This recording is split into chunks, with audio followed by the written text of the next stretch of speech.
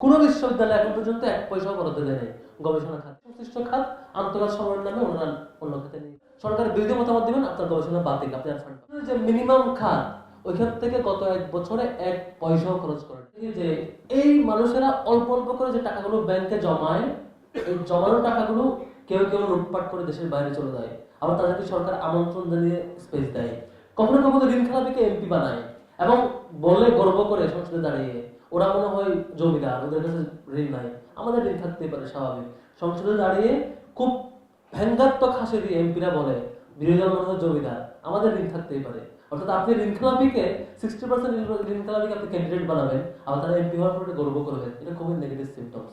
এই মানুষদের টাকা এভাবে করে ঋণ খেলাপি দিয়ে চলে যাওয়া, আর এটা আপনি অ্যাড্রেস করবেন না, বরং ইগনোর করবেন হাসি দিয়ে, তাও সরকারের পক্ষ থেকে এটা কষ্ট হয়। সিমটমস আমরা দেখি। আমরা আবার দেখি আপনি যখন বলবেন যে আমরা সমাধান করতে চাই, সমাধান কি দিয়ে করবেন রাষ্ট্রের তরুণদেরকে গবেষণা করার জন্য স্পেস দিবেন। কিন্তু এবার দেখবেন ঢাকা বিশ্ববিদ্যালয়ের বাজেটে ১ পয়সাও নাই। অন্যান্য বিশ্ববিদ্যালয়ের সেম অবস্থা। কোন বিশ্ববিদ্যালয় এখন পর্যন্ত ১ পয়সাও বরাদ্দ দেয় নাই গবেষণা খাতে।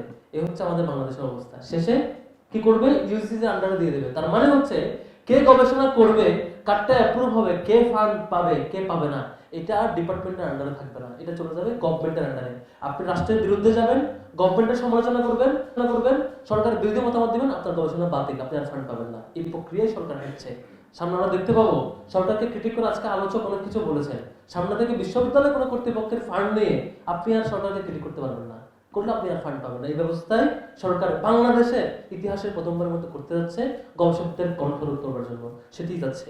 তাহলে আমরা সমাধান পাবো না। আমরা দেখতে পাচ্ছি যে অবকাঠামোর দিক থেকে যে ক্রাইসিস দেশে, সেটা স্টিল রয়ে গেছে, সেটা ইমপ্রুভমেন্ট হবে না। পাশে মালয়েশিয়া, ওদিকে চীন হয়তো অনেক দূর চলে যাচ্ছে সেম সময়ের মধ্যে, আমরা এখন পিছিয়ে যাচ্ছি। জানেন না এর সমাধান কি? আমরা দেখতে পাই যে হচ্ছে আপনি মানে লজ্জার কথা এটা, ঢাকা বিশ্ববিদ্যালয়ে একটু আগে উদাহরণ দিল ওই যে ওয়াশরুমের কথা, শিক্ষার্থীরা ওয়াশরুমে ঠিকঠাক পায় কিনা, স্যানিটেশনের যে মিনিমাম খাত ওইখান থেকে গত ১ বছরে ১ পয়সাও খরচ করে নাই। সব কয়টা টাকা অন্য ফান্ডে নিয়ে গেছে, নাম দিয়েছে আন্তঃখাত সমন্বয়। আপনি দেখবেন ঢাকা বিশ্ববিদ্যালয়ের বাজেটের মোর দ্যান 50% বাজেট হচ্ছে স্টাফদের বেতন, টিচারদের বেতন, এটা সেটা। ওইখান থেকে ১ টাকাও আন্তঃখাত সমন্বয় করে নাই। মাশাআল্লাহ সব লোটে পোটে নিয়ে নিছে যেখানে নেওয়ার। আর শিক্ষার্থীদের যত খাত আছে প্রত্যেকটা খাত থেকে, গবেষণার খাত, কম্পিউটার ল্যাবের খাত, ইলেকট্রিসিটির খাত, স্যানিটেশনের খাত, সব খাত আন্তঃখাত সমন্বয়ের নামে অন্যদিকে নিয়ে গেছে আমাদের মাননীয় ট্রেজারার সাহেব।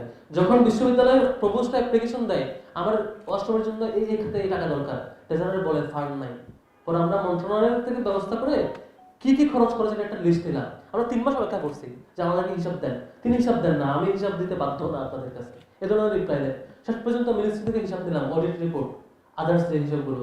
পরে ওখানে দেখলাম যে সব কয়টা শিক্ষার্থী সংশ্লিষ্ট খাত আন্তঃখাত সময়ের নামে অন্য খাতে নিয়ে গেছেন, যেখানে নিজেদের পকেটে যায় এমন খাতে। এটা হচ্ছে আমাদের বিশ্ববিদ্যালয়ের পরিণতি।